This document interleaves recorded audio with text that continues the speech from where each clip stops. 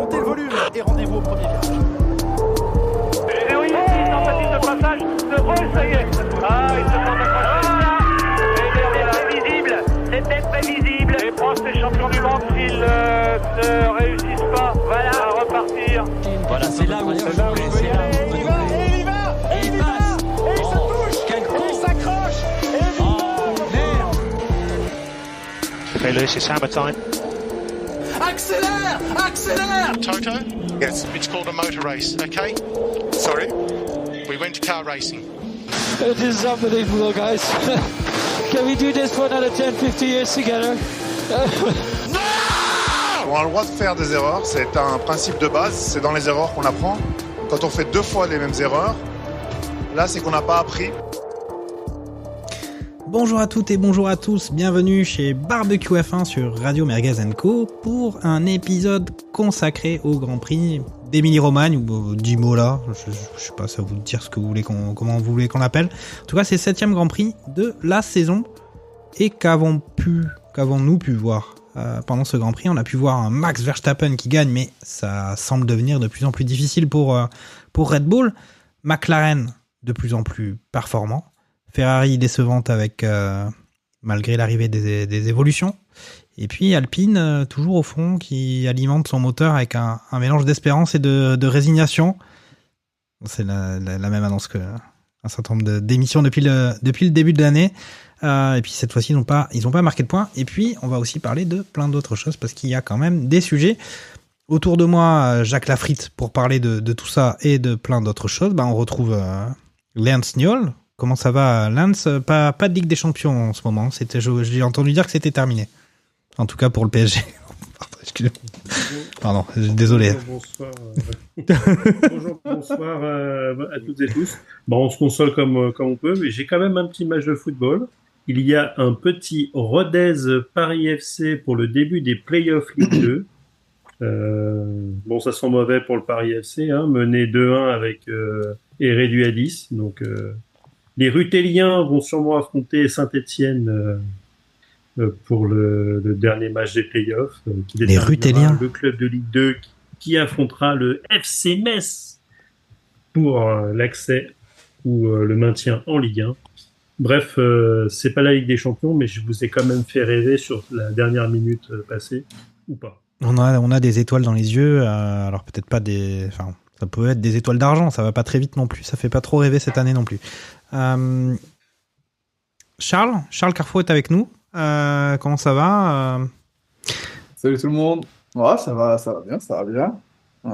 Bien reposé après ce Grand Prix. Ok. En tout cas, t'as une belle tenue, toute rouge. Je sais pas si c'est un hommage à Ferrari ou autre chose, mais c'est une belle tenue. On était en Italie. Il fallait quand même, on va dire, se fondre dans la masse rouge, la marée rouge qu'on peut voir à Imola et bientôt à Monza. Et donc avec nous normalement il y a Takuma Sado mais qui a visiblement un problème technique. Donc il est pour l'instant au stand, il n'a pas pu sortir mais il va venir. Et je vais commencer quand même cette émission par signaler que il a un PC sponsorisé par Alpine, c'est pour ça. Oh. En tout cas, je vais commencer cette émission quand même par parler d'un absent qui nous manque ce soir, mais probablement pour de bonnes raisons. C'est Olivier Pastis. Qui s'est marié ce week-end, donc félicitations à lui et puis à sa compagne et puis même à toute sa famille. On pense à lui. Cette émission lui est dédicacée. Bon, ben voilà, il y a Takuma qui nous est revenu. Il a mis un manteau. Ouais. T'as mis un manteau. Il fait froid? Non, mais c'est l'habitude de toujours me couvrir. C'est le climat italien, c'est toujours un peu particulier. Bonsoir, bonjour. Oui, désolé pour ce petit contretemps. J'étais là, puis je n'étais plus là, puis j'étais là. On dirait le pilote de Formule 1 qu'on rappelle tout le temps. Peut-être pour le citer, mais après, qui suis-je pour juger? Ok, mais pas de souci. Écoute, puisque t'as le micro, on va te le laisser, et puis on va commencer tout de suite à entrer dans le vif du sujet, c'est-à-dire que on a un Grand Prix d'Imola qui a eu lieu ce week-end, avec une pole position de Max Verstappen et une victoire de Max Verstappen. Est-ce que, au final, il y aurait pas rien de nouveau sous le soleil de la F1 cette saison, ou est-ce qu'il y a quand même des choses à signaler sur cette domination Red Bull qui persévère ou pas? Qui va s'arrêter? Je pense qu'il faut qu'on profite des Grands Prix jusqu'à Silverstone, dans le sens où Silverstone, c'est le Grand Prix où Red Bull va apporter ses améliorations. Et en fait, je dis ça parce que derrière, McLaren et Ferrari semblent s'être rapprochés très près de Max Verstappen, parce qu'à mon sens, ils ont dépassé Red Bull, on va dire, de manière globale. Mais Verstappen est tellement au-dessus qu'il garde quand même un niveau... une tête d'avance par rapport au reste, parce qu'on a bien vu que Sergio Pérez, Sergio Pérez a été utilisé en tant que bouchon pour ralentir les gens après les arrêts au stand, etc. Ce qui est finalement pas si mal joué, il faut quand même le reconnaître. Verstappen est au niveau, même en ayant couru en sim racing le matin, on a tellement plus rien à foutre qu'il, de toute façon... Oui. C'est ce qu'il veut maintenant, il est dans un tel état. Donc il a participé à une compétition virtuelle. 24 heures de Nürburgring. Voilà, en équipe. Il a quand même pas fait 24 heures d'affilée avant le Grand Prix, mais il en a fait une partie. Ils sont 8 dans l'équipe, mais ça fait quand même 3 heures de sim racing. Je suis pas ceux qui, si même chez les auditeurs ou même vous jouez des fois à des jeux de voiture. Moi, je fais 10 tours enfin, même pas le Nürburgring. Tu fais déjà 2 ou 3 tours c'est long. Avec ta voiture, même à la manette. Ça demande de la concentration, quoi. Donc, le Nürburgring. Lui, c'est de la rigolade parce que se concentrer 1h30 pour pas finir dans un mur, c'est son quotidien. Donc, c'est sûr que c'est pas la même chose. Oui, non, ce qui est clair, effectivement. Pour continuer dans la dynamique de ce que disait Takuma, c'est que son coéquipier Sergio, il passe pas en Q3 et puis il finit 8e du Grand Prix. Alors que on peut effectivement légitimement se poser des questions. Est-ce que Charles, tu partages cette analyse de Takuma sur Red Bull en tant qu'écurie, ça y est, ils se sont fait dépasser, et si Max gagne, c'est que grâce à son talent incroyable. Ouais, franchement, je trouve que c'est le week-end où on les a pu trouver un peu de fébrilité jusqu'en qualif. Quand on regarde les essais libres, vraiment, sur les essais libres 1, il tire 3 fois tout droit à la chicane dans le dernier secteur. Il a du mal, il comprend pas trop ce qui se passe. Donc on s'est dit, tiens, peut-être que... Et il a remis les pendules à l'heure quand même en qualif, mais en course, on n'a pas vu une domination écrasante. Encore moins pour Pérez. On le savait déjà que Pérez était un peu en dessous du lot, mais la fusion voiture Verstappen était très très au-dessus il y a 5-6 Grands Prix de ça, et là petit à petit, franchement c'est on va dire un peu plus serré, le suspense est un peu plus grand. Bon, même si on sait très bien que en partant devant en Émilie-Romagne, il y a de grandes chances de finir devant. C'est quand même, on va dire, potentiellement plutôt plaisant à se dire, on est à même pas un quart peut-être de la saison, et potentiellement il y aura peut-être un peu de suspense quand même sur les 3 autres quarts de la saison, pas comme la saison dernière où on savait très bien que c'était une autoroute de la victoire pour Verstappen. Ok. Lance, en fait, je vais te poser la même question, mais est-ce que déjà on se dit que Red Bull, ça y est, ils sont en train de se faire un peu secouer par les autres, et puis est-ce que on va avoir d'autres vainqueurs de Grand Prix? On a déjà eu Norris, on a eu Sainz, mais est-ce que c'est bon, ça va y aller? Piastri, c'est bon, l'autoroute est ouverte, et est-ce que Pérez, ça va continuer comme ça, parce que c'est dur pour lui. Au final, on a atteint le quart de la saison et il est sévèrement en difficulté dans une écurie qui a vraiment besoin cette saison, visiblement, de son second pilote. Et sachant que on peut noter au classement des pilotes, justement, qu'il n'est plus en 2e place. Après, tant qu'il réussit à choper 6, 7, 8 et sur un circuit où la Red Bull est un petit peu plus mise en valeur, où il peut aller choper un petit peu plus haut, il apportera son lot de points et ça devrait suffire. Si Max caracole toujours en tête, ce qui n'est pas forcément le cas, là on voit quand même que techniquement, vraiment intrinsèquement au niveau des voitures, Max ne doit jamais faire la pole. C'est les McLaren qui doivent le faire. Il a sur la qualif normalement il est P3. C'est Norris et Piastri qui doivent passer. D'ailleurs, on voit que les McLaren ont des temps de qualif au millième près. C'est quasiment la même chose. Donc on voit en plus que les pilotes sont à peu près à des niveaux équivalents. Max doit son salut avec un accord de réciprocité avec Hülkenberg. Max offre une aspiration à Hülkenberg qui lui rend derrière et a priori sur cette manœuvre il gagne 15 centièmes. Ouais. Et finalement c'est ce qui lui permet d'être devant parce que il gardera cette petite avance qu'il chope sur le premier secteur pendant tout son tour de qualif. Et comme vous l'avez dit, si en Émilie-Romagne à Imola tu pars dans le top 3 sur les 30 dernières années, le vainqueur était dans les 3 premières places en qualif. Il faut remonter à Damon Hill qui était P4 en 95. Donc en fait, si oui tu pars dans les 4 premiers à Imola, t'es vainqueur. Oui. Après ça sera encore pire le week-end prochain. Donc, après sur la performance pure. Si Norris était parti devant, il y aurait peut-être eu un peu plus de bataille. On commence à... Et après, il y a aussi un niveau où en course ça allait. Le premier stint sur les médiums ça allait. Sur les durs, ça a été un petit peu plus compliqué. Et il y a eu un drop de performance dès que la piste s'est refroidie au 43e tour, où là, Max n'arrivait plus du tout à chauffer la carcasse des pneus sur l'avant. Et il le dit lui-même à la radio, il n'arrivait plus à tourner. La voiture était plus difficile à conduire. Et par contre, la McLaren, qui elle était réglée sur des réglages plutôt piste froide, là Norris il s'est amusé et il y avait au 43e tour il avait 7 secondes et demie je crois de retard. Ouais, c'est incroyable. Et il revient, il y a juste les quelques derniers tours où Max réussit à reprendre quelques petits dixièmes, tout du moins à stabiliser quand finalement Norris revient dans le dirty air. Et il réussit à stabiliser à 1 seconde 6, 1 seconde 7. Il reprend même quelques dixièmes par-ci par-là avant finalement que les pneus rendent l'âme. Ce qui fait dire à certains que si tu avais eu 1 ou 2 tours en plus, Max se faisait sauter par Norris.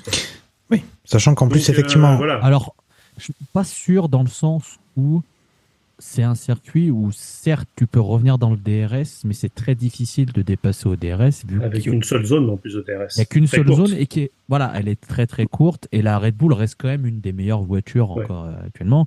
Donc cet argument de si machin, je suis pas sûr que ça aurait. Oui, moi non plus, mais en plus Max a dépassé qui faisait pour un des derniers tours pour la victoire. Il se serait pas forcément laissé faire le garçon. Mais je pense, Est-ce que ce que veut dire Lance dans le fond, c'est qu'au final tout ça n'est pas circonstanciel.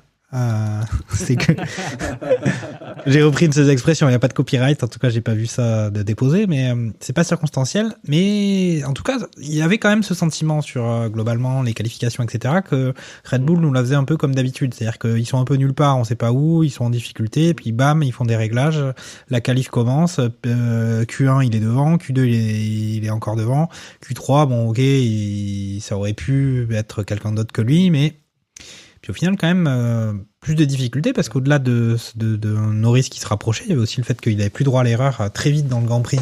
Il s'est retrouvé sous la menace des pénalités s'il sortait de piste encore une fois. Donc c'est aussi pour ça que Norris, à mon avis, a foncé sur lui pour mettre une grosse pression. Et puis on sait jamais, étant donné qu'il était à moins de 5 secondes, ça pouvait faire quelque chose comme ça. Ça n'a pas eu lieu. Et effectivement, à regarder ces derniers tours de ce Grand Prix qui n'était pas non plus folichon, on se disait ça peut passer, ça n'est pas passé. On va pas revenir sur Sergio Pérez, mais je pense que c'est compliqué là, vraiment. Mais on le dit régulièrement. On va peut-être parler justement. Par contre, à quel niveau, on l'a souvent dit que la Red Bull était designée pour Max. Sur le début de la saison, les réglages étaient à peu près pour les deux, et que très rapidement, quand il y avait des améliorations, elles allaient dans le sens du pilotage de Max. Est-ce que là, finalement, on n'assiste pas à la même soupe que d'habitude, c'est-à-dire que Sergio, il commence à préparer les barbecues et les merguez et pour les servir à Max avec une voiture qui est plus orientée sur sa conduite. J'ai l'impression quand même que je sais pas. Ah, il est quand même. C'est la première vraie contre-performance de Pérez depuis le début de saison. Est-ce que je me trompe ou est-ce que surtout pour moi, il est pire que ça? Pour moi, il passait quand même en Q1. Là, il reste quand même, il passait quand même en Q3. Ouais, c'est la première fois de la saison qu'il passe pas. Ouais. Et là, en plus, c'est les Racing Bull, les deux passent en Q3. Ouais, c'est ça qui fait mal. Hein. En plus, ouais. Tout à fait. Ok. Ouais, bon, on va passer aux McLaren. Donc, et les McLaren, on se dit, elles se rapprochent. Ça y est, là, elles sont bien. Piastri et Norris étaient juste derrière Max en qualif, mais Piastri avait écopé d'une pénalité qui l'a fait reculer sur la grille. Mais en fait, ça aurait pu presque faire déjà 2 McLaren sur le podium, c'était possible. Et puis même passer Max avec des scies, effectivement, on coupe plein de forêts, mais on peut gagner des grands prix peut-être. Takuma, comment t'expliques cette réussite qui est assez forte du côté de McLaren maintenant et voilà, est-ce que Monaco par exemple ça peut leur sourire? On fait tout de suite un peu de science-fiction puisqu'on est aussi sur des grands prix où Imola on peut pas doubler, Monaco on peut encore moins doubler qu'à Imola. Ça va être compliqué, oui, ça va être un grand prix, ça va être une belle sieste à mon avis, vu que les F1 modernes sont des sacrés paquebots, hein, on le dit souvent, mais des yachts pour Monaco, c'est très difficile, très très difficile. Comment ça se fait que McLaren est bien? Ils ont fait tout ce qu'Alpine n'a pas fait, c'est-à-dire fermer sa gueule et bosser, hein. On l'a dit aussi dans des précédents épisodes, mais ils ont compris leur voiture, ils ont compris que l'an passé, ils partaient très mal, ils ont dit on va travailler, on va revenir. Ils sont revenus, cette année, ils avaient une base beaucoup plus saine, donc ils arrivent à apporter des améliorations qui ont l'air de marcher sur Imola. On verra sur le reste des circuits, puisqu'il y aura des... Il y a quoi? Il y a l'Espagne après Monaco, si je dis pas de bêtises. Il y a le Canada, il y a l'Espagne et l'Autriche, avant le Silverstone, qui semblerait être, si je dis pas de bêtises, là où Red Bull amène ses améliorations, je l'ai déjà dit, mais du coup ce sera quand même, à mon avis, important de voir si Red Bull réussit à reprendre une tête d'avance. Mais McLaren, ça bosse très très bien, et puis ils ont un duo de pilotes qui est pour le moment largement au niveau, donc ils maximisent le plus possible tout ce qu'ils peuvent avoir. Ils sont motivés, surtout qu'ils arrivent eux-mêmes à voir les progrès qu'ils font, le fait qu'ils reviennent sur Red Bull, donc ça motive d'autant plus, c'est le cercle vertueux. Tu sais que ça marche, tu te rapproches, donc tu as envie d'en donner plus, donc tu vas plus loin. Et surtout que maintenant, Lando Norris, il a gagné en Formule 1. Donc il n'y a plus ce côté, si je pousse trop, peut-être que je vais louper ma chance de victoire. Maintenant, il sait ce que c'est. Et je pense que ça peut le débloquer mentalement des précédentes erreurs qu'il a pu avoir sur les Grands Prix où il loupe complètement des opportunités, etc. C'était le hurricane du paddock, quoi. Et ça a changé. Non, parce que Norris a gagné, Kane ne gagne pas. Oui, justement. Et voilà. Kane, lui, c'est même pire parce qu'il amène sa loose dans les équipes qui gagnent. C'est quand même assez incroyable. Mais et Piastri, j'ai l'impression que Norris a un très léger avantage sur Piastri par rapport aux 2 dernières courses. Et j'ai hâte de voir si Piastri va réagir à Monaco et puis après au Canada, parce qu'il était censé partir devant Norris, mais pénalité en qualif. Du coup, Norris en profite et fait une très très belle fin de course. Piastri a jamais réussi à revenir sur Leclerc, donc il y a toujours cette lutte avec Ferrari qui va aussi être intéressante. Mais voilà, McLaren, ça a très très bien travaillé et c'est en train de faire une très très belle remontée. Ça va offrir une lutte pour la 2e place constructeur très intéressante, voire la première si Perez continue à être aussi décevant. Parce que même si Verstappen gagne, si McLaren ils font des 2 et 3 ou 2 et 4, etc., ça peut venir titiller un peu Red Bull. Tout à fait. Donc là, on va faire le petit point comptable sur le classement constructeur. On a Red Bull qui est avec 268 points, suivi de Ferrari avec 212 et McLaren en 3e position avec 154. On peut effectivement considérer qu'il y a le trio de tête se détache maintenant avec un 4e Mercedes qui est quand même distancé. Lance, même avis sur McLaren. On est un duo de pilotes qui fonctionne bien. Moi j'ai senti Piastri quand même plutôt pas mal notamment en qualif.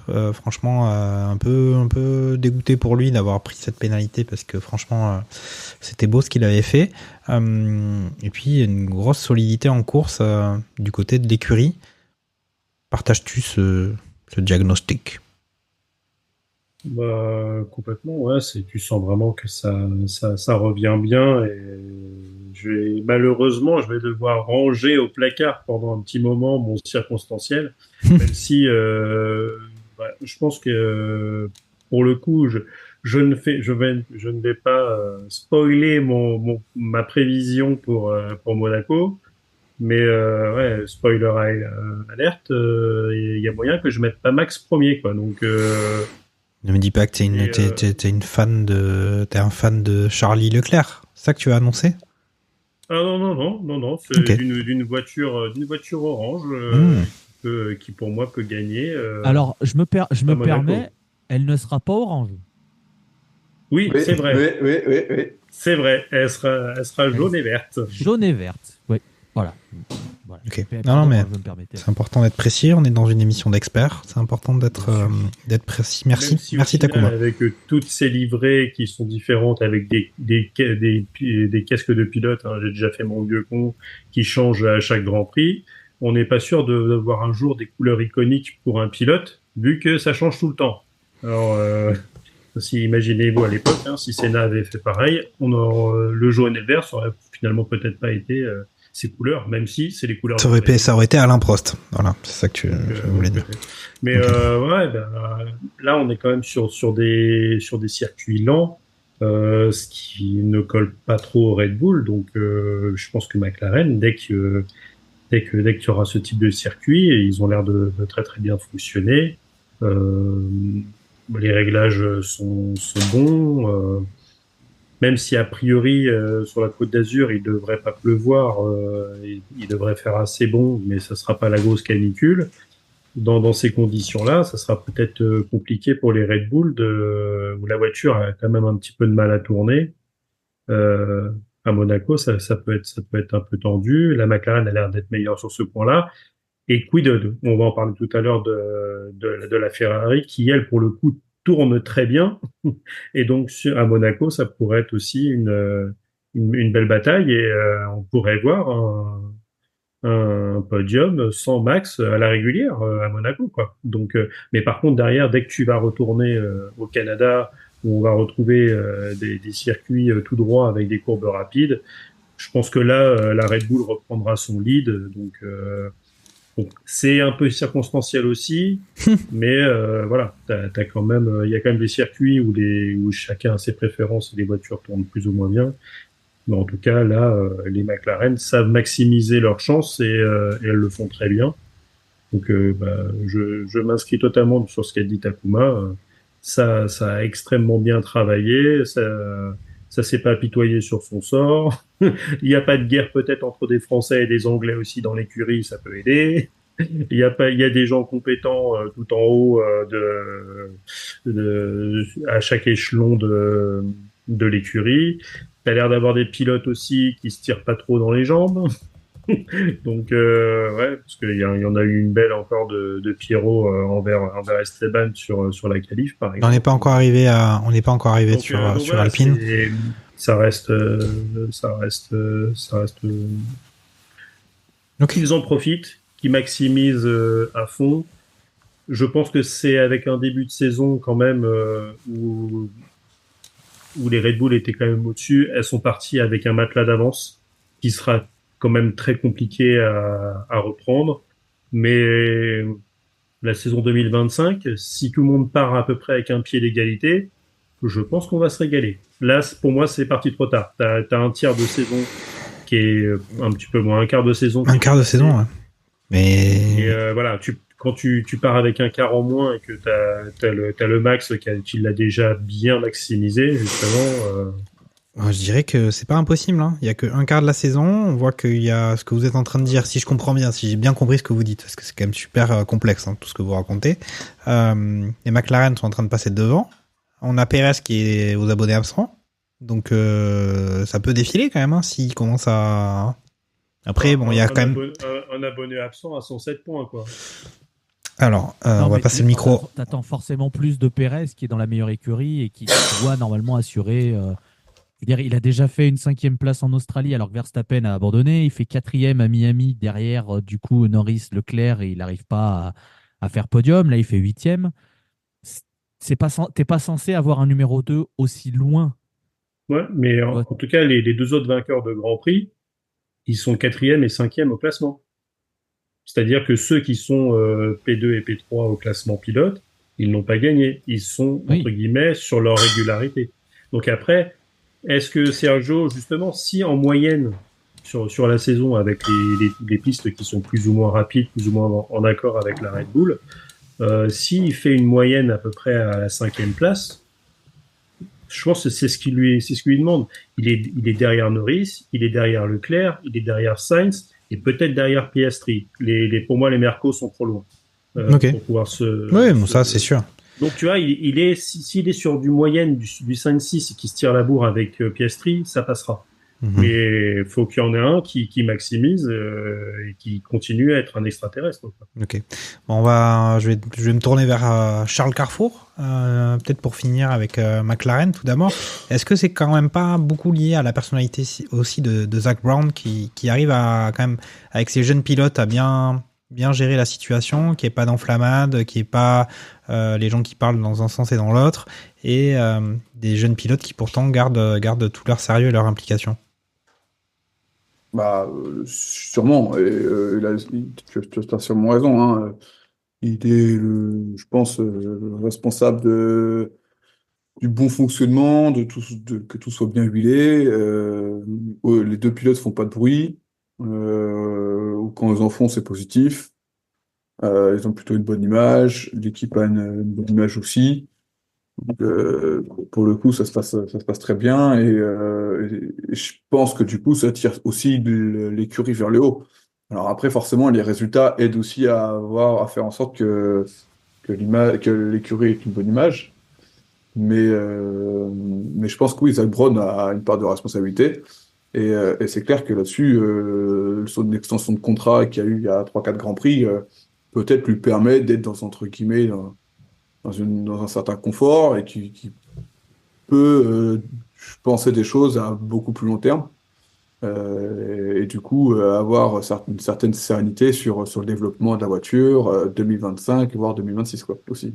On peut l'oublier qu'à mon avis dans je pense 2-3 mois certaines écuries vont arrêter le développement de la voiture là et de cette année et passer à 2025. Donc tant mieux si déjà ils arrivent à avoir la voiture maintenant qui est ultra performante. Parce que même s'ils ne gagnent pas le championnat, ou en tout cas constructeur, faire un top 2, ce serait magnifique quand on sait comment il y a 6-7 ans, comment ils étaient au fond du trou. Quoi. Yes. Franchement, ça pourrait être vraiment top. Bon alors, t'as le micro, t'as bien en rouge, on va peut-être se mettre à parler de Ferrari. On a entendu parler de Ferrari en long, en large, en travers toute la semaine. Et puis au final, un week-end... mi-figue, mi-raisin, surtout que eux, ils apportaient des évolutions. Et ça ne s'est pas forcément trop concrétisé sur la piste. Qu'as-tu pensé de ce week-end pour la Scuderia ? On a toujours Vasseur qui garde son bon moral et sa joie de vivre. Mais c'était quand même pas incroyable de leur côté. Effectivement, j'ai trouvé qu'en essai libre, c'était positif, les améliorations qu'ils ont apportées. Par contre, en qualif, effectivement, ils n'ont pas réussi à aligner les bons setups ou le bon tour. Et je pense qu'ils ont fait ce qu'ils ont pu faire. Mais pour le coup, les McLaren étaient bien au-dessus. En tout cas, suffisamment au-dessus, le 10e au-dessus pour aller chercher le 1, 2, 3. le 2-3 avec Verstappen en première position. Même Sainz n'a pas réussi à faire une qualif d'enfer. Donc, qualif moyenne, on s'attendait à pas grand-chose en plus en course. Leclerc avec la pénalité de Piastri, parce que Piastri prend une pénalité pour avoir enchaîné Magnussen en Q1. Il prend 3 places, donc ce qui permet à Leclerc d'être dans un fauteuil pour le podium, entre guillemets, dans le sens où il part 3e. Bon, Leclerc a assuré, il a été un peu poussé par Sainz en début de course, mais finit quand même par bien s'en tirer et avoir un petit matelas. Mais il finit quand même relativement loin de Norris, Norris finit à moins d'1 seconde, quand Leclerc finit à plus de 7 secondes de Verstappen, quoi. Donc il y a quand même eu un gap à ce niveau-là. On est loin quand même des 20 secondes ou des 15 secondes bien sûr. qu'on a pu mettre l'année dernière, ou en tout cas dans une saison. Mais tu te dis, bah mince, il y a... Soit c'est pas le bon circuit, soit la mise à jour, en tout cas les upgrades qu'ils ont pensé, n'est pas suffisante, en tout cas par rapport au du plateau. En fait, ils ont peut-être gagné du terrain sur Red Bull, mais ils en ont perdu sur McLaren, quoi. Au final, tout est relatif dans les évolutions. Alors, Monaco, la semaine prochaine, Sainz a l'air de dire que le package, il n'y aura pas de package spécial Monaco et que potentiellement, ça ne sera pas non plus une révolution. Donc, vu le budget de cap, je peux comprendre que maintenant, faire un aileron spécial Monaco, faire un aileron spécial Monza, bah, effectivement, on peut se l'éviter vu le prix que ça coûte. Parce que bon, faut en produire au moins 2, voire 4, 5, 6, quoi, des ailerons. Et est-ce que ça fonctionne derrière? C'est encore moins sûr. Donc on n'aura pas de réel résultat, à mon avis, ou en tout cas est-ce que c'est concret ce qu'ils ont fait à Monaco, tu vois? On verra sûrement ça plus tard. Mais pour le moment, mise à jour, on va dire, pas négative non plus, parce qu'au final, ils font top 3, même ils font top 2 constructeurs sur le Grand Prix. Donc, c'est pas mauvais, mais c'est loin des attentes, encore une fois, qu'on place chez eux, vu le budget qu'ils ont. C'est surtout ça, quand on place un curseur, le curseur, il est haut placé, et là, on est limite, quoi. On n'est pas au standard qu'on attend de chez Ferrari. D'accord. Après, avec les deux pilotes. Je te trouve d'une sévérité assez forte. Ne serait-ce qu'au Grand Prix du Japon, Sainz il termine à 20 secondes, il est 3e.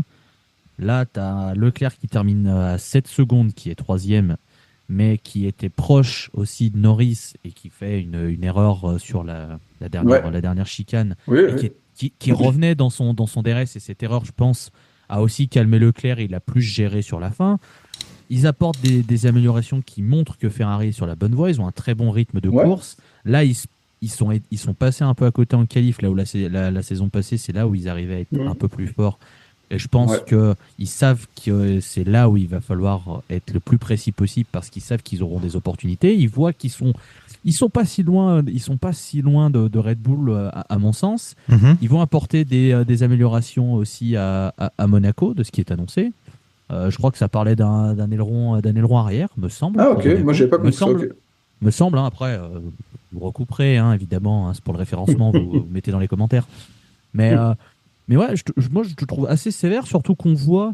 là où je te trouve sévère, c'est que je trouve que par rapport aux années précédentes, Prévasseur, je trouve que là, tu as une dynamique qui te donne envie de croire pour plus loin. Parce que tu vois que ça travaille bien. Il n'y a plus d'erreurs de stratégie, ça apporte des pièces qui ont l'air de marcher, et tu te rapproches vraiment de la tête. Alors, McLaren a aussi fait un très très gros step, je pense que tout le monde le voit, mais Ferrari, là, pour moi, ils sont dans le top 3. Et ils sont pas c'est ce que je dis, c'est que le curseur, il est placé haut toujours chez Ferrari. C'est là où je dis, la mise à jour, elle n'est pas mauvaise.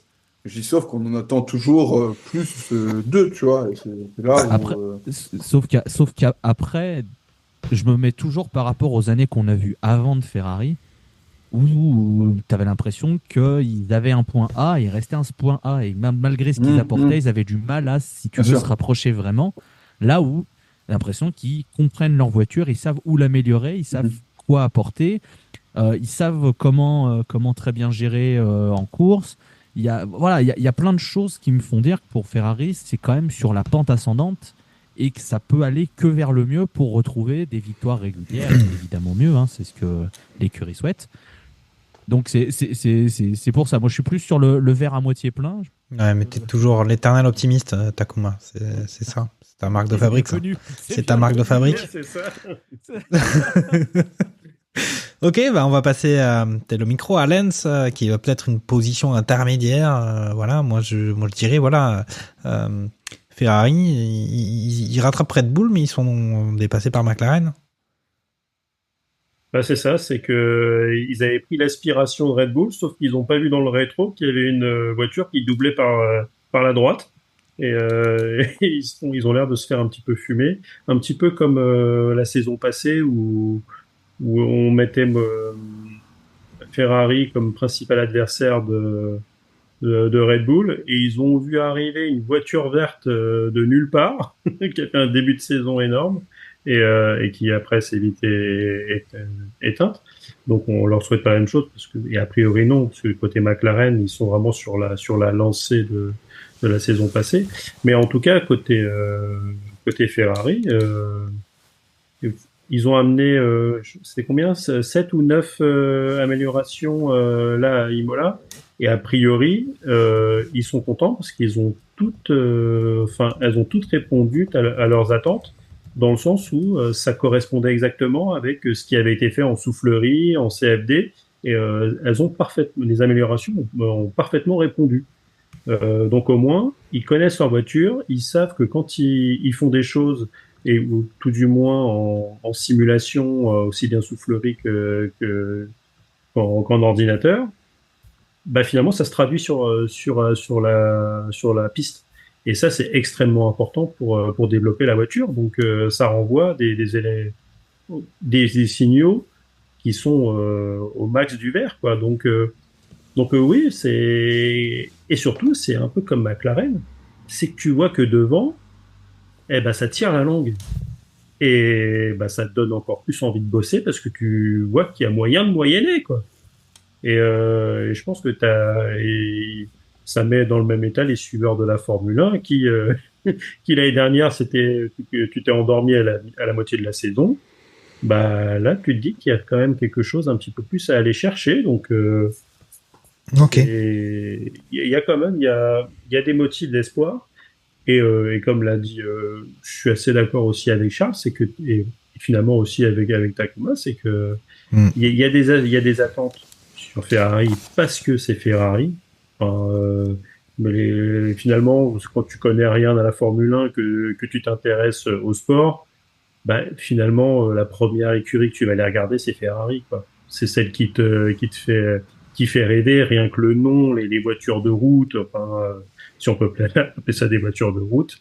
Voilà, c'est ce qui t'attire, donc tu vas toujours avoir un regard curieux sur leur saison par rapport à ce qui s'est passé avant. Là, justement, ça va mieux. Tu sens que Fred Vasseur, il a vraiment l'équipe en main. Avec ça commence à arriver avec Adrian Newey une fois qu'il aura fait son Tour de France en camping-car, ouais.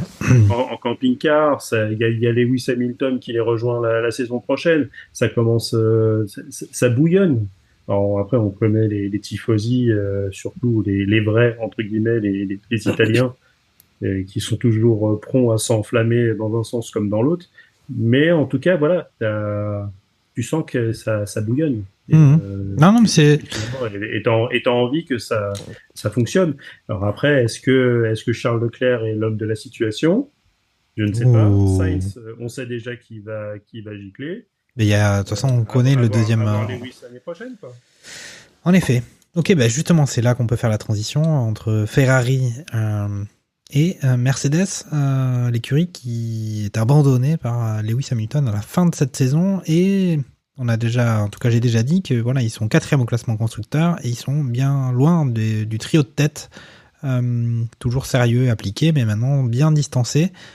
Charles, est-ce qu'il y a un peu d'espoir à avoir pour Mercedes ou est-ce qu'il faut attendre, je sais même pas s'il faut attendre 2025, 2026, Toto Wolff qui veut recruter Max Verstappen pour remplacer Hamilton si la voiture elle roule pas, ou elle roule pas, en tout cas elle peut pas jouer la gagne, comment va-t-il faire?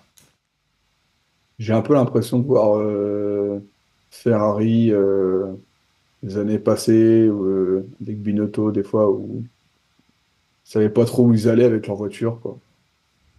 C'est-à-dire que tu as une voiture qui a un potentiel, qui est capable de performer, mais qui est rarement quand même dans le top 6.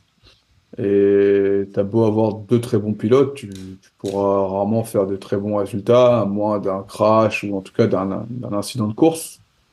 Pour le coup, je vois pas Mercedes briller cette saison.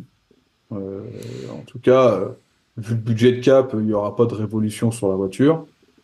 Donc, je les vois pour le coup vraiment un peu dégringoler au classement dans le sens où s'ils font top 4 cette année, pour moi, c'est une réussite. Parce que, Ils sont nulle part au niveau performance. bah ouais, ils sont dans un. En fait, des fois, ils sont titillés quand même par les Aston. En plus, c'est ça qui est fou. Ils sont parfois titillés par les visas cash-up.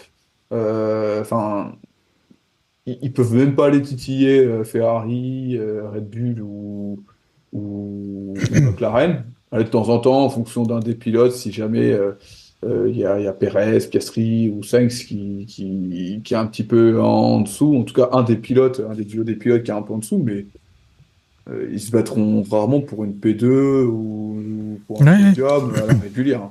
Donc il y a un no man's land pour le top 4. Et vu que on va dire qu'il y a du monde là-bas, il y a de la ressource, ils finiront par sécuriser un top 4, mais pas de bon augure quand même pour 2025. Soit ils tirent un trait sur cette année-là et l'année prochaine, ils attendent patiemment 2026, le nouveau règlement moteur, et ils refont ce qu'ils ont fait en 2015-16, et ils repartent de zéro, et paf, ils explosent tout avec la réglementation. Mais de toute façon, là, Ok. je les vois pas faire quelque chose de brillant cette année, quoi. Ok, Lance, toi qui voulais lancer un gros débat merguez sur Charles Leclerc, est-ce qu'on peut commencer à en lancer un sur Toto Wolff? Après, autant tu pouvais en lancer côté Ferrari avant que jusqu'au remplacement de Vasseur. Franchement, c'est là que tu vois que le mec il prend une place énorme, comme Horner chez Red Bull. C'est que s'il part, vous mettez qui reprendrait la patate chaude? Parce que c'est ça finalement. Après, est-ce que c'est comme les entraîneurs de Ligue 1, quand il y en a un qui perd un banc, il retrouve un banc après quand. Je veux dire qu'il y aurait Antoine Camboire qui deviendrait, qui irait chez Mercedes, quoi. Non, j'y crois pas. Moi, ça, j'y crois pas. T'as quand même James Vowles, qui est un ancien, qui fait ses armes chez Williams. Tu pourrais toujours aller. Puis là, en étant quatrième et titillé par les autres, tu te dis, il n'y a pas non plus. Après, tu vois, c'est pas comme s'ils allaient tomber de la première place, quoi. Après, quand t'es comme ça, t'es le head coach entre guillemets. T'es quand même assujetti à tes techniques, à tes directeurs techniques. Et là, finalement, lui, il essaye de gérer l'écurie, de gérer les pilotes, etc., avec le matos qu'il a sous la main. Aussi bien pilote que voiture. Et les pilotes sont bons, ils maximisent la voiture. Là, je crois que c'est Russell, il a combien? Il est à 1 ou 2 millièmes en qualif. 1 millième, ouais. Devant voilà. Devant Takuma Sado? Non, devant Yuki Tsunoda? Je sais plus. Donc voilà, donc ça peut tenir à pas grand chose, mais oui, c'est une voiture dès que t'es pas sur un asphalte qui vient d'être fait dans un pays du Golfe, Dès que t'as des petits rebonds par-ci par-là, la voiture elle repart un petit peu en sucette. Et comme le disait très bien Charles, la 4e place, t'es sur un no man's land. Parce que les Aston Martin, on en parlera juste après, c'est un week-end cataclysmique. Faut aller rechercher un peu plus loin avec un Tsunoda qui a sorti son plus beau sabre de samouraï. Il est en train de tuer tout le monde sur le champ de bataille. Donc, avec Ricciardo qui revient de temps en temps. Et bon, après, t'as Alpine. Donc, c'est vrai que derrière, c'est vraiment en ordre dispersé et les places sont à peu près bien déterminées. Mais oui, là, la Mercedes, c'est la 4e voiture. Il devrait terminer logiquement 4e en faisant du Mercedes comme sur les 2 dernières années, c'est-à-dire en maximisant à chaque fois les points qu'ils peuvent prendre. Okay. Donc là, la voiture, elle est 4e. Ils ont pris les places combien P7 et P8 sur la course, tu veux dire? Ouais. Ben ouais, c'est ça. Ouais, c'est ça. 6 et 7. 6 et 7, oui, Pérez et 8. Voilà. Donc t'as juste Pérez qui fait entre guillemets une Pérez, donc finalement il libère une place, mais finalement et c'est là où finalement ils optimisent. Mais voilà, c'est là Mercedes fait du Mercedes, ils sont à leur place, sauf si devant ça fait un tout droit dans les graviers ou si où il y a un abandon sur caisse technique. Ok. Mais c'est vrai que là, pour le coup, la Formule 1, ça peut parfois être quelque chose de froid au niveau des gens. Mais si la perfo, elle est là sur la voiture, c'est figé. Et Mercedes, c'est le plus bel exemple qui existe. Alors, je vais demander. 154 points, 3e, Mercedes 79 points. Voilà. Et Aston 44 points. Ouais, mais je vais demander à Takuma, parce que même s'il est optimiste, moi je vois guère de raison de l'être pour Mercedes qui depuis des années se bataille avec une voiture qu'ils n'arrivent pas à faire évoluer positivement, et on va pas encore Toto, il peut encore nous dire que c'est bon, il maîtrise tout, ça va s'améliorer, ils sont en train de débloquer des trucs. Franchement, ça fait combien de fois qu'il le dit chaque week-end et que ça ne débouche pas, et là cette fois-ci on sait bien qu'Hamilton, s'il part, c'est bien qu'il a plus d'espoir. Donc est-ce que toi, tu trouves des raisons d'optimisme? Le problème de Mercedes, c'est qu'ils sont habitués à être dans un no man's land. C'est-à-dire que de 2014 à 2018, ils étaient dans un no man's land devant. Puis après, ils étaient dans un no man's land 2e. Puis après, dans un no man's land 3e. Puis là, c'est dans un no man's land 4e. C'est-à-dire ils dégringolent, mais ils sont toujours tout seuls. Ils aiment bien être tout seuls. Apparemment, ils n'ont pas envie de rejoindre les petits copains. C'est pas trop leur ambition. Ça doit être très frustrant de piloter pour Mercedes en ce moment parce que tu peux pas aller plus haut et c'est dommage pour Tina Arena. J'allais la faire. Bah oui, non, évidemment. Je suis dégoûté. Chaque fois que je l'entends, oui, je pense à la grande Tina. Bien sûr. Mais oui, après je comprends. Toto Wolff, j'ai du mal à l'imaginer dire encore une fois, notre bagnole pue la merde, ça va être une année galère. Il essaye forcément de relativiser et d'essayer de rassurer un peu tout le monde, notamment les actionnaires, tout ça. Faut pas oublier qu'il y a quand même l'image de marque, ça reste un business, etc., etc. Mais je pense que ils vont commencer à penser à 2026. Ils savent que il y a entre guillemets pas trop d'intérêt à revenir en 2025, même si ça fait toujours plaisir de gagner. Attention, c'est pas ce que je dis. Mais je pense qu'ils vont commencer à envisager un nouveau cycle et qu'ils vont se servir de cette fin de saison, la fin de cette saison plus l'an prochain pour essayer d'accumuler le plus de choses, de confiance pour amorcer 2026 pour le mieux. À voir quel line-up de pilotes ils auront, parce qu'il y a toujours cette interrogation sur qui va remplacer Lewis Hamilton. On ne sait toujours pas. Ça parle de mettre quelqu'un jusqu'en 2026 et en 2026 ce serait Kimi Antonelli. J'ai entendu parler de Bottas. Bottas, il est annoncé chez Williams pour le moment, donc le retour de l'enfant prodigue. Donc à voir. Vu que quand on parlera d'Alpine, il y a aussi un transfert qu'il va falloir vite évoquer parce que je ne comprends pas. Ouais. Mais ça, oui. On va parler d'Alpine après, je pense. Ouais, bah oui, je me doute. Mais en tout cas, voilà. Mercedes, ça va encore être une saison où ils vont faire le plus de points possible, mais ça va être chiant, quoi. Ça va être chiant pour eux et ils vont pas réussir à faire de grandes choses, à mon avis. Ok, je pense que là, on peut tout de suite passer à la montagne qui accouche d'une souris du côté d'Alpine. Je vais peut-être passer le micro à Lens qui continue Grand Prix après Grand Prix avec son fond d'écran avec Alpine, mais c'est pas comme s'il y avait eu de l'espoir qui était revenu sur le Grand Prix précédent avec ce point d'Esteban. Là, ce Grand Prix, ils étaient vraiment nulle part. Nulle part finalement à leur place, c'est-à-dire même sur du Q2, c'est-à-dire que tu navigues entre la 10e et la 15e. Esteban, c'est ce qu'il a fait grosso modo toute la course. Là, j'ai plus en tête à quelle place ça termine, mais ça doit terminer sur du P12, P13. P12, P14. Pardon. 15. P15. Gasly, P16. Ah non, je suis qualif, pardon. Oui. Gasly, P16 et 14-16. Et Ocon, P14. Voilà, donc avec toujours ce même différentiel, c'est-à-dire toujours Esteban un petit peu devant Pirot. Je l'ai un peu évoqué tout à l'heure. Tu commences aussi à avoir des petits relents quand même dans la communication. Tu sens que il y avoir un petit peu d'eau dans le gaz côté Alpine entre Esteban et Pirot, parce que Pirot se sent un petit peu lésé on met toujours celui qui a les pièces en premier, c'est Esteban.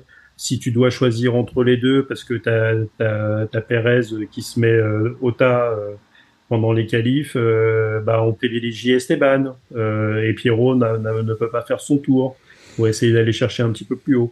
Donc tu as ce genre de situation qui est t'as à peine dépassé le quart de la saison et déjà tu sais que de base ça va être compliqué de compter sur les deux pilotes à fond pour maximiser la voiture. Alors on était sur du tracteur 20 chevaux. La voiture va un petit peu mieux. Donc aujourd'hui, t'as Racing Bull qui est devant, mais de 10e, elle est passée à 7 et c'est actuellement sa place. Parce que même finalement, les Racing Bull vont peut-être aller titiller les Aston Martin. D'ailleurs, j'ai vu que tu as acheté un voile pudique sur les Aston Martin. On les a sautés. Ouais, non, mais pas forcément. Après, tu pourras toujours en parler plus tard si tu as envie, y a pas de problème. Non, mais il y a vraiment rien à dire. Alonso rate complètement son week-end et Stroll finalement est le leader de l'équipe sur le week-end. Déjà rien que cette phrase n'a absolument aucun sens et donc ça donne bien le résumé d'Aston okay. sur ce week-end. Mais oui, côté Alpine. Et surtout, on essaye de faire au mieux et de continuer à avancer, de continuer à travailler. Et surtout qu'en plus, c'était un Grand Prix où le déficit de moteur était quand même aussi flagrant et très difficile. Et on va le voir aussi à Monaco. Ça va être, vu que là, normalement, on ne parle pas de moteur, quoi. Certains, on leur parle pas d'âge. Là, on parle pas de moteur à Monaco. Donc, mais voilà, après la voiture, faut quand même qu'elle puisse tourner. Faut que ça mange pas trop les pneus. Enfin bref, c'est compliqué. On va avancer au mieux. On a eu peur pendant un moment quand même de conserver la voiture la plus mauvaise du plateau, et pourtant il y a quand même des sacrés concurrents. Et encore, ouais, tu vois, j'ai oublié les Haas, même avec Hülkenberg, pour le coup. La Haas est devant l'Alpine. Mm-hmm. C'est même pas P7, c'est même P8. Donc leur ambition, c'est au moins d'égaler limite Haas. Voilà. Ok. Non, mais très bon week-end de Hülkenberg encore, je dirais, puisque depuis qu'on sait qu'il a signé pour l'année prochaine, au final, il a l'air presque, lui, un peu délivré. Et lui, clairement, il tire son épingle du jeu. Charles, Alpine, voilà, comme je l'ai dit en introduction, on se répète Grand Prix après Grand Prix, mais là Là, c'est compliqué. Et puis moi, j'avais signalé sur des émissions précédentes que je trouvais qu'il fallait je tirais mon coup de chapeau au pilote parce qu'à chaque fois en interview, il restait à peu près calme et optimiste comme peut l'être Takuma. Et là maintenant, ça devient difficile et je pense que ça va finir par il va y avoir quand même des pétages de plomb. On a pu apercevoir un petit peu du côté de Pierre Gasly, même si moi je conteste un peu son affirmation parce que Esteban a montré que pour l'instant il était dominant. Mais je te laisse dire si tu es en désaccord ou parler de tout ça. Non, il y a des efforts qui sont faits. Il faut quand même le souligner. La voiture, je parlais enfin au poids. Elle a enfin enlevé l'excédent de poids qu'elle avait depuis le début de saison. Bon, ça fait pas tout, hein. Il y a quand même toujours ce déficit moteur, l'aéro qui est pas forcément toujours au top. Mais c'est clair que je pense que pour aucun des deux pilotes, surtout deux pilotes en fin de contrat, où tu sais que Alpine c'est un ovni dans le top, dans les 10 écuries, dans le sens où c'est le seul moteur Renault. C'est un peu, voilà. On va dire que pour eux, ils ont pas de contrat l'année prochaine, seul à rouler avec ce moteur-là. Ils ont, je pense, envie quand même de rouler la saison prochaine. Il y a du monde qui pousse derrière et en fait, compliqué toujours de montrer des bons résultats ou des bonnes prestations quand derrière la voiture te permet pas de montrer ton plein potentiel. Donc le politiquement correct, ça va à un moment, mais effectivement, ça va être compliqué des fois de cacher une certaine frustration. Ils se sont déjà touchés en course. Je ne sais plus si ça a été le cas ce week-end-là. Mais effectivement, plus ça va, et c'est dommageable en plus, il n'y a pas de gagnant dans l'histoire. Hein. En tout cas, peut-être que le public ira trouver un chouchou plus qu'un autre, mais il n'y a pas de gagnant à montrer en plus que potentiellement tu peux t'accrocher avec ton collègue et faire perdre l'écurie. Donc pour une autre écurie, c'est pas forcément ultra positif d'avoir deux pilotes qui un peu frustrés, un peu énervés, qui font pas forcément les bons choix en course. Donc je peux les comprendre, on est tous humains là-dessus. Mais peut-être que le jour où ils auront signé un contrat, ils seront différents. Et c'est peut-être pour ça qu'il y en a un des deux qui pousse, qui est poussé à les signer, pas forcément dans une écurie. Je pense que Takuma en parlera mieux que moi. Mais c'est vrai que pour le moment, c'est pas très glorieux, j'ai envie de dire, la situation où les deux se trouvent, parce que c'est pas là où ils ont envie d'être, quoi, tout simplement. Ouais. Mais Takuma, c'est à toi de nous faire les révélations mercato pilote que tu as entendues sur le paddock. Les dernières infos, c'est quand même Esteban Ocon qui part d'Alpine pour aller chez Haas, quand même. Alors celle-là, je l'ai pas vu venir, hein. On va pas se mentir, j'aurais pas misé un copec dessus. Et Gasly prolongerait chez Alpine. Bon, pourquoi pas, hein, après tout. Pardon, j'étais captivé par la séance de tir au but de Ligue 2 qui n'a aucun sens, c'est exceptionnel. Non mais je suis au 36e dessous là. Non mais c'est cette séance de... Tu parles d'Alpine et tout de suite on parle de Ligue 2, c'est ça en fait le... Oui, mais c'est ça le message. C'est raccord. Non, mais pour expliquer, t'as Rodez qui a raté ses 3 premiers tirs au but. T'as le Paris FC qui est bien parti, et là le Paris FC qui vient de rater les 2 derniers, donc ça revient à égalité, c'est du n'importe quoi. mais oui, pour revenir sur Alpine, c'est bon. On a peut-être eu un début d'espoir en se disant ils ont eu un premier point, peut-être que non, c'est terrible. Ils sont en Q2 quand même. Ouais. Si on se satisfait du fait qu'ils sont en Q2, c'est compliqué. Ah mais ça pourrait être pire, quoi. Non, bien sûr. Ça pourrait être Q1. Oui. Mais après, ils n'ont jamais été, on va dire, ils n'ont jamais accroché le top 10 quoi, en course, quoi. Vraiment, ils n'ont pas été méchants à ce niveau-là. Personne ne s'est inquiété. Là, à Monaco, ils vont faire des bouchons à Monaco. Hein. Ils finissaient à un tour, là. Ils finissent déjà à un tour. Alors, ils prennent le tour, je crois, sur le dernier... en tout cas, ils prennent qu'un seul tour. Ouais, à voir ce que ça va donner. Hein. Après, est-ce que, au final, faire le tour justement d'Alpine. Est-ce que eux, ils ont amené des évolutions? Alors, ils avaient beaucoup communiqué sur le fait qu'ils avaient accéléré le développement. Ils ont amené des évolutions. Oh là là.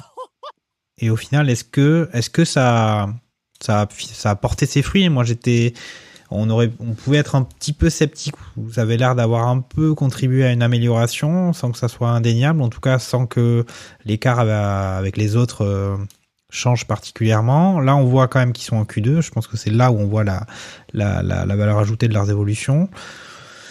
Est-ce que quelqu'un sait quand est-ce qu'il y a des choses qui vont arriver, ou est-ce que ça arrivera en 2026? Bah déjà, il faudrait déjà qu'ils aient un moteur Alpine. Ouais, je pense. Bon, à partir de là, de toute façon, il va falloir qu'au 2026, ils aient un moteur qui tienne un minimum la route, parce que sinon, ça va repartir sur un cycle affreux. En fait, ce qui est compliqué, c'est d'avoir une voiture équilibrée quand tu as un déséquilibre que tu peux pas rééquilibrer quelque part, quoi. C'est que c'est toujours le même souci, c'est que pour avoir de la vitesse de pointe, tu es obligé d'enlever de l'aéro, mais tu l'as plus dans les virages lents ou dans les virages rapides, mais du coup, tu remets un peu d'aéro, mais tu n'as plus de vitesse de pointe. Tu vois, la balance, elle est jamais au bon point, et en fait, ce qui génère un peu ce flou dans la performance d'Alpine depuis 2 ans, où on ne sait pas s'ils vont être bons ou pas, quoi. Donc à Monaco, c'est peut-être là où ils vont pouvoir potentiellement se battre à armes égales si jamais ils ont un petit package aéro Monaco. Mais au Canada, ils vont truster la 16e place, à mon avis. Je vois pas comment ils peuvent faire autrement. Et c'est clair que si on parlait de Mercedes tout à l'heure qui attendait 2026 pour se dire potentiellement je peux regarder des grands prix, s'il y a bien une écurie qui attend 2026 avec impatience, ça c'est clair. Que ça soit que c'est Alpine, parce que même pour les pilotes, mais je pèterais un plomb. Putain, il manque 50 chevaux ou 100 chevaux au moteur, je peux même pas y toucher. On peut même pas dire qu'on puisse se dire allez, maintenant il y a 3-4 voitures qui vont abandonner, il n'y a plus d'abandon pour moteur. Et ça fait 3 ans ou 4 ans que c'est le même moteur. Forcément, les ingés moteurs, le moteur, il est fiable. Il pourrait faire 50 GP, les moteurs, alors qu'on en a rajouté un 4e en plus. Donc, à mon avis, il n'y aura même pas de PENA pour les 5 premières écuries, ça se trouve. À moins qu'ils fassent des accrochages qui nécessitent un changement de boîte de vitesse, un changement de genre de choses. Mais ouais, c'est vrai que pour Alpine, ils sont dans une impasse, quoi. C'est vrai que ce que tu dis, ça m'a pas forcément heurté parce que je l'ai pas forcément entendu. Mais à part vraiment une voiture qui finit dans un mur et forcément ta boîte de vitesse en prend un coup et t'es obligé de la changer, j'ai pas forcément entendu comme dans les années passées où t'es au 6e ou 7e Grand Prix, t'as déjà 2 ou 3 MGU K ou toutes ces pièces moteurs, etc., qui sont changées. Là, j'ai l'impression que ça dure. Hein. Enfin, c'est pour le coup, ils ont. Tu vois, l'année dernière, tu avais entendu parler de Ferrari qui avait dû changer des pièces, des éléments électroniques du moteur en début de saison. Là, tu l'avais pas entendu, quoi.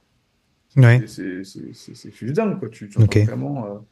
Et surtout sur ces voitures qui sont très portées sur l'aéro, tu vois vraiment que si elles sont mal nées, c'est à part peut-être McLaren l'année dernière où ils ont fait un tour de magie pour faire passer leur tracteur à Dragster.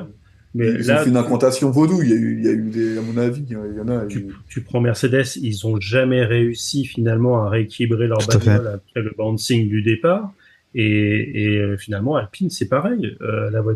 La voiture est mal née depuis le départ sur cette nouvelle réglementation. Et je pense que les mecs, ils y arrivent pas, quoi. Enfin, c'est comme un étudiant devant sa page à un examen. Il a un exercice. Le mec, il réussit pas. Il a beau retourner dans tous les sens à reprendre ses cours. Il comprend pas l'exercice et il trouve pas la solution, quoi. Ok. Là, tu veux encore enfoncer le clou sur la situation difficile quand même des pilotes alpines qui pensaient avoir fait être un peu sur l'autoroute de la gloire et des victoires en Formule 1, en tout cas être passé d'écurie qui luttait pour rien à une écurie qui avait beaucoup de potentiel, et là ils se retrouvent à un moment de la carrière où ils se disent que si ça continue comme ça, ils vont être oubliés par le monde de la F1 assez vite.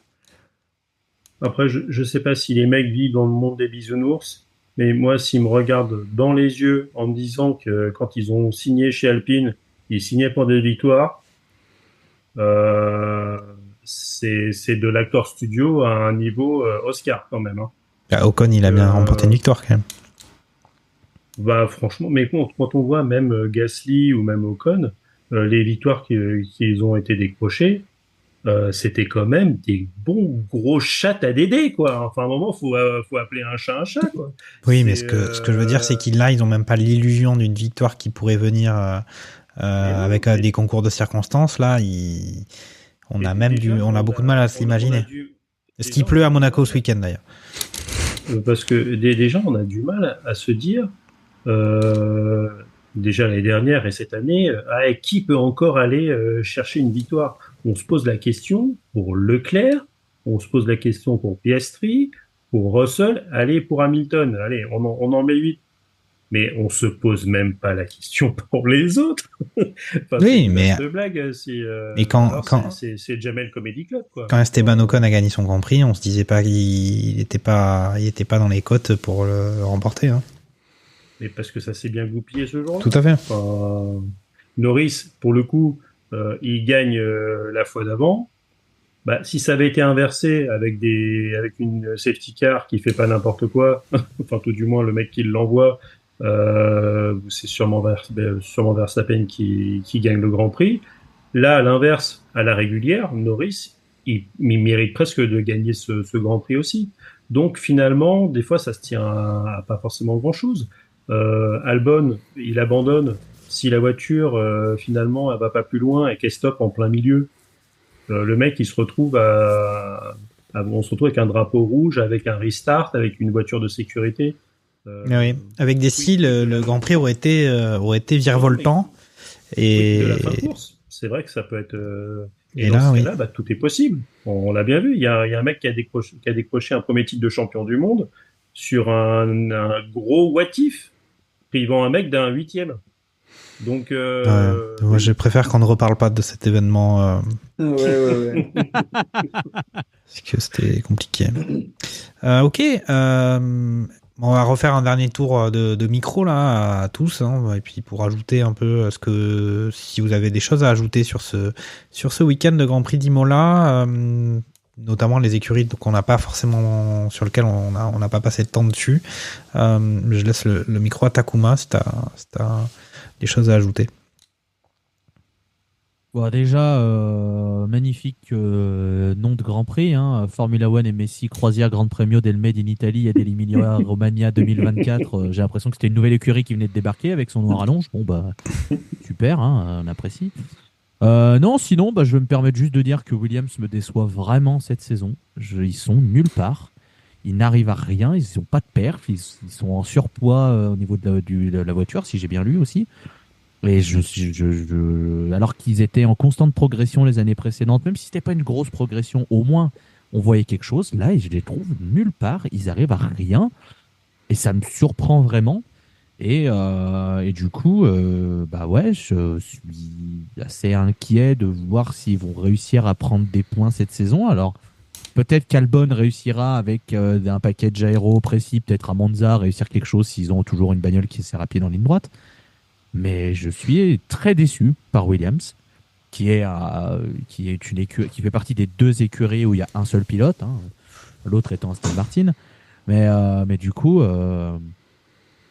d'ailleurs, en parlant d'Aston Martin, ça m'a fait beaucoup rire de voir Lawrence Stroll qui dit qu'il est très énervé de voir le manque d'évolution de son écurie. Et c'est toi qui dirige, connard, et fais quelque chose. T'es littéralement la tête pensante du truc. C'est toi qui décides au bout d'un moment. Enfin bref. Mais voilà, je suis très déçu par Williams, qui devrait donc peut-être signer Bottas. C'est la rumeur. À voir si en effet il va accompagner Albon, qui lui a prolongé. Qui a été la surprise générale, parce que je pense que beaucoup de monde voyait Albon peut-être être le remplaçant d'Hamilton chez Mercedes. Peut-être. C'était un dark horse. Peut-être revenir chez Red Bull à la place de Perez, on ne sait pas. Mais en tout cas, voilà. En tout cas, Williams me déçoit beaucoup. Lance, un ajout à faire sur... j'ai l'impression que tu voulais beaucoup parler d'Aston. Mais c'est pas obligé, hein, c'est pas nécessaire. Ça, non, pas plus que ça. C'est vrai que j'ai pas forcément... Il y a des choses qui m'ont peut-être échappé sur le week-end de Fernando Alonso, qui a été nulle part, qui a eu des petits soucis, je sais pas, sur la voiture. Enfin, bref, ça a jamais avancé. En essai libre, ouais. Dès les essais libres, il a eu un truc. Du Grand Prix. Donc, ouais, c'est vraiment délicat. Ouais, après, c'est ces écuries de no-name, quoi, finalement. D'ailleurs, on connaît même pas leur nom, hein, et c'est pour ça qu'on l'appelle Sauber. Ça veut bien dire ce que ça veut dire. Bon, après, c'est les problèmes de sponsors qui sont interdits dans certains pays, donc ça, c'est autre chose. Mais non, par contre, après, faut quand même tirer un coup de chapeau à Tsunoda, qui a apparemment compris ce qu'était être un pilote de Formule 1 cette saison. Il a, comme dirait l'autre, il a passé le cap. Et en tout cas, aujourd'hui, je sais pas où il va aller l'année prochaine, mais au moins, on sait qu'il aura un volant, ce qui n'était pas forcément gagné en début de saison. On le disait quand même derrière Ricciardo. Ricciardo qui fait le métier, mais c'est quand même pas ouf non plus. Et entre les deux, il y a les As, qu'avec Takuma, on leur a mis des bons coups de pied aux fesses en début de saison en les affublant de pas mal de noms d'oiseaux. Et en tout cas, pour l'instant, ils font très bonne figure. Ils font tellement bonne figure que t'as quand même un mec qui a décroché le loto sur les deux. Donc, et qui laisse sa place. Alors, je ne savais pas du tout que Esteban allait c'est la rumeur, signer là-bas. J'avais pas forcément entendu les signer là-dessus. Donc, et tant que c'est pas signé, c'est pas signé. Hein. Après, est-ce que alors après, je sais pas du tout. Oui, si c'est Pierrot qui. Alors, tu vois, c'est ça qui est assez incompréhensible. Donc, si tu as des rumeurs, si finalement, et ça s'est pas encore mis autour de la table, que Esteban, ils sont en train de leur dire, finalement, c'est un peu la nana qui t'appelle et que tu ne réponds pas au téléphone, et tu laisses planer le doute. C'est quand même à lui que tu mets toutes les améliorations et que tu favorises en course. Et finalement, tu as tendance à délaisser celui que tu vas prolonger. Oh, mais ça, tu sais, c'est peut-être une rumeur merguez, hein, Lance, ça s'est déjà vu. Hein. Je l'ai vu aussi, et en plus, de ce que j'ai compris, ceux qui balancent l'info seraient potentiellement relativement fiables. J'espère qu'ils font pas un peu une piastrie Alpine, c'est-à-dire attendre trop longtemps avant de boucler au moins un pilote, et du coup que les gars se disent en fait nous vu que ça avance pas le dossier, on va voir ailleurs parce que je veux signer un contrat et je veux être serein pour l'année prochaine, quoi. En tout cas, ça c'est pas bon signe. Aller dans une écurie bas de tableau pour avoir un baquet. Je veux absolument être serein pour l'année prochaine, quoi. Ok. Donc Charles, toi c'est bizarre. Donc toi Charles, tu as quelque chose à ajouter dans ce qu'on a dit sur ce week-end? Non, je rejoins Takuma sur Williams qui roule pour faire un peu, voilà, c'est le gars au foot, tu le prends en dernier et tu te dis il fait le nombre, quoi. C'est un peu ça pour le coup. Ils sont là, voilà, l'écurie tant qu'il n'y a pas de vrai pilote là-dedans, ils n'arriveront à rien. C'est vrai que c'était déjà surprenant qu'ils aient conservé Sargent à l'issue de la saison dernière, parce qu'on avait vu quand même vite ses limites. Hein. Les RB, effectivement, les Isaac Achap, là, plutôt bien, enfin, on va dire, au niveau où on les attendait, c'est-à-dire, on savait qu'ils allaient avoir beaucoup d'évolution de la RB20 ou RB19, je sais plus, en tout cas celle de la Red Bull l'année dernière. Ils arrivent enfin, visiblement, à mettre tout aligné. Ricardo est pas non plus à la bourre. Ouais, Q3 pour les deux. Hein. C'est quand même. Et après, bon, comment ça s'appelle ça? Les Sauber, bon, c'est pareil pour le coup. À part le fait qu'elle soit verte cette année, on a fait le nombre, quoi. Là, Ok. pour le coup. Bon, mais très bien. Je pense que C'est un petit peu le gros souci de tous ces sports en ligue fermée. C'est-à-dire que ceux qui sont derniers, tu as vraiment l'impression qu'ils viennent là pour prendre l'argent des sponsors et limite s'amuser, voire respirer l'air du tarmac, de la piste. c'est toi qui es sévère. C'est toi qui es sévère, là, Lance. Conduire avec les copains. Si tu avais finalement une division 2 avec la dernière équipe, la 10e, qui descend, bah, peut-être que ça se bougerait un petit peu plus les niches et que les mecs ils feraient un peu plus attention. Après, c'est peut-être. C'est toujours un petit peu ce problème. Et tu vois qu'il y a des mecs comme Andretti qui essayent absolument de rentrer, qui ont des projets. Mais moi, je suis Formula One ou des trucs comme ça. Je fais Sauber. Pour le coup, t'as Audi qui vient. Donc techniquement, ça devrait remonter un petit peu le niveau. Mais les As, pendant très longtemps, c'était quand même pas bien terrible. Ils ont réussi à remonter un petit peu le niveau. Williams, ça fait longtemps que c'est tout en bas avec Albon qui a fait des bonnes performances.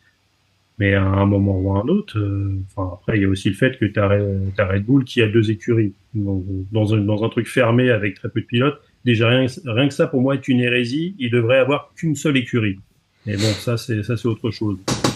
T'as tellement de candidats pour rentrer en F1 que tu peux pas te permettre d'avoir sur 10 écuries 2 ou 3 qui viennent là en touristes. Après, c'est peut-être. C'est du championnat du monde de touristes. C'est aussi ce qu'on avait. Bon, tu es sévère aussi. D'ailleurs, tu notes que As, après des années au fin fond du purgatoire avec le frein à main sur toutes les voitures, ils finissent par quand même avoir quelques performances avec Hülkenberg d'ailleurs.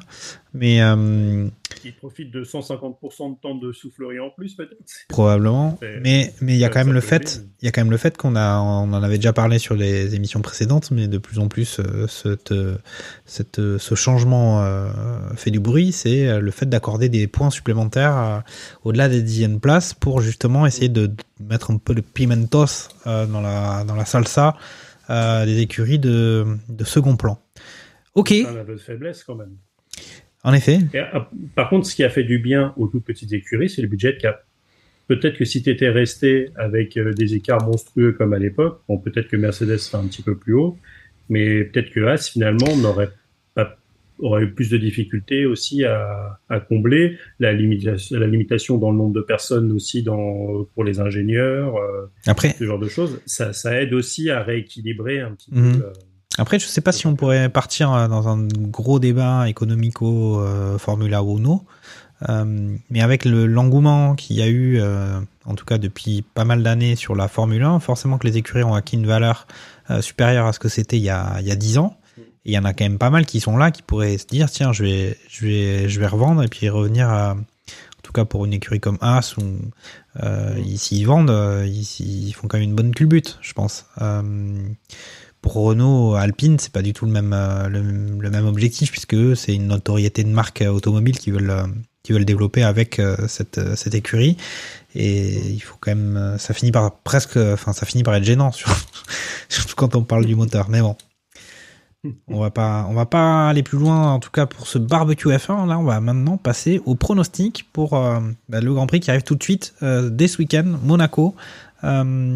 Circuit exceptionnel, circuit de légende pour la Formule 1, et circuit aussi remis en cause, en tout cas au calendrier, puisqu'on sait que voilà, c'est ce qu'il faut regarder ce week-end, c'est plus les qualifs que le Grand Prix.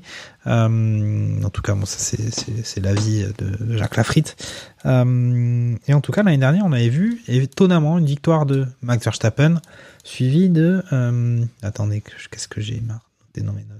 C'était Max Verstappen, Alonso et Ocon sur le podium, donc c'était quand même un podium un peu singulier, mais c'était une époque où Aston Martin était extrêmement performante, et il y avait eu un petit coup du sort pour Esteban Ocon, il y avait eu de la pluie, il y avait eu des choses comme ça qui avaient fait que Alpine c'était ici sur le podium. je peux quand même d'ores et déjà dire, mais peut-être qu'il y en a qui sont foufous du côté du barbecue pour cette émission. Serait surpris qu'Alpine finisse sur le podium, que ce soit Pierre Gasly ou Esteban Ocon cette année. Même eux, je pense qu'ils y croient pas. Takuma, toi qui es optimiste, est-ce qu'on met une Alpine sur le podium à Monaco cette saison? Alors, le seul truc qui pourrait permettre qu'une Alpine soit sur le podium, à mon sens, c'est que comme ils annoncent de la pluie sur la qualif le samedi, il y a un concours de circonstances qui fait qu'ils partent haut. Jamais à l'abri, une qualif sous la pluie, Monaco, circuit urbain avec les murs qui sont très proches. Comme tu dois jouer au millimètre près, on n'est pas à l'abri de voir des surprises. Bon, je dis ça, évidemment, sera Ocon dans le mur et Gasly dans le mur, évidemment, parce que voilà, c'est pas drôle. Mais il y a Sargent aussi quand même, qui a une bonne. Oui. Kroll aussi, c'est crédible. Mais méchant avec nos pilotes, méchant avec nos pilotes français quand même. Pas très patriote, Takuma. Pas tellement. Non, mon pronostic, il sera. J'ai envie de croire à la fin de la malédiction. Et j'ai envie de croire à Charles Leclerc qui l'emporte enfin chez lui. Devant Lando Norris et Max Verstappen en 3. Parce que je pense que la qualification sous la pluie va offrir un peu de suspense, etc. Et que ça offrira une grille un petit peu chamboulée, si la pluie se confirme évidemment. S'il ne pleut pas, j'aurai l'air d'un con. Bon, c'est pas la première fois. Mais du coup, voilà. J'ai envie de croire en Charles Leclerc et je pense que voilà, ce sera une victoire Ferrari et il sera content de pouvoir enfin gagner chez lui. Eh ben, dis donc, sacré podium. Lance, à ton tour. Mais j'étais un petit peu dans le même truc. J'ai un peu spoilé, comme quoi je mettais pas Max devant. Tu mets Sergio Perez? Non, mais t'es complètement ouf. Ouais, bah là je mets un petit billet et j'emmène femme et enfant faire un week-end à Disneyland, ce qui aujourd'hui est un loisir de luxe, quand vous regardez les prix. Non. T'as pas un bon CE. T'as pas un bon CE. Ah, mais même avec ça, c'est devenu du gros n'importe quoi. En fait, à un moment, dites-le que vous voulez uniquement du touriste à gros pouvoir d'achat, un peu comme sur les Champs-Élysées, et au moins on sait à quoi s'attendre. Un peu comme dans les loges VIP de tous les sports, finalement. Parce qu'il faut payer pour aller sur les Champs-Élysées maintenant. Paris, la ville du démon. Attends, on sait jamais. À un moment, il était dit que si tu voulais faire revenir la Formule 1 en France, fallait limite privatiser Paris et faire un circuit urbain. C'est comme le fameux circuit Georges V dans Gran Turismo, je sais plus lequel, où tu passais à côté de la Madeleine, etc. Je pense que c'était ça le rêve. D'accord. De la Formule 1. Non, ça serait quasiment le même podium que Takuma, sauf que j'inverse, je mets Norris qui double la mise. Ok. Norris premier, Charles 2 et Max 3. Alors c'est l'enflammade du côté de barbecue F1. Moi je sens que on va tous les mettre sur les sites de paris sportifs. Là on va faire une grande un voyage barbecue. Je sais pas où on va aller en Sicile pour aller faire des barbecues avec ces pronostics là. Charles, on va aller faire le nouveau Grand Prix des États-Unis à Chicago, puisqu'apparemment c'est la grosse rumeur aussi, c'est qu'ils veulent en rajouter un, parce que c'est vrai que tous les autres sont tellement bien. Bon, le quota est une exception qui marche, mais le reste, bon bref. Donc, bon. Et ça serait un 4e ou ça serait à la place d'un 4e? Ah bah oui, un 4e. C'est-à-dire, on en a pas assez. C'est dommage. Si t'enlèves le circuit pour faire plaisir, c'est-à-dire les Mini-Romagne là, c'est un nom de région en plus, c'est même pas le Grand Prix d'Italie, quoi. Mais enfin d'ailleurs c'était San Marin avant, il me semble. Mais c'est du Ok. Et nous on rame pour en récupérer un. Ils veulent enlever Monaco et Spa pour foutre encore un circuit de karting aux États-Unis. Money is king. C'est ça. Charles, c'est le moment des pronostics. On t'attend. Est-ce que tu vas mettre l'outsider Max Verstappen tout en haut du podium? Non, je tente encore une cote assez haute. Je mets victoire de Piastri. Ah oui. Suivi de Norris et Leclerc en P3. Waouh. Ok, donc là, on est sur quelqu'un qui... c'est pas du rouge, en fait, sa tenue, c'est du orange. Si le week-end prochain, j'ai bon, je veux un tonnerre d'applaudissements pour ma présentation. D'accord, ok. Très bien. Bon, c'est noté. C'est noté. Orange is the new black. Non, mais on dit pas rien que le podium, que le vainqueur. Parce que le podium... Ouais. Oui, effectivement, rien que ça déjà. Moi, j'annonce Verstappen, Leclerc, Piastri. C'est ça mon podium. Oh, le plat du coup. Non, il est pas drôle. Mais il aura raison. Je suis pas drôle. Et voilà, à la fin de saison, on comptera les points. Et on fera, bah oui. Jacques Lafrit, t'en as encore devant. Bah ouais, je m'offrirai des cadeaux avec le budget Radio Magazine Co. Voilà. Et comme j'ai fait l'année dernière, j'ai dit à personne, mais j'ai cramé la caisse. Au moins,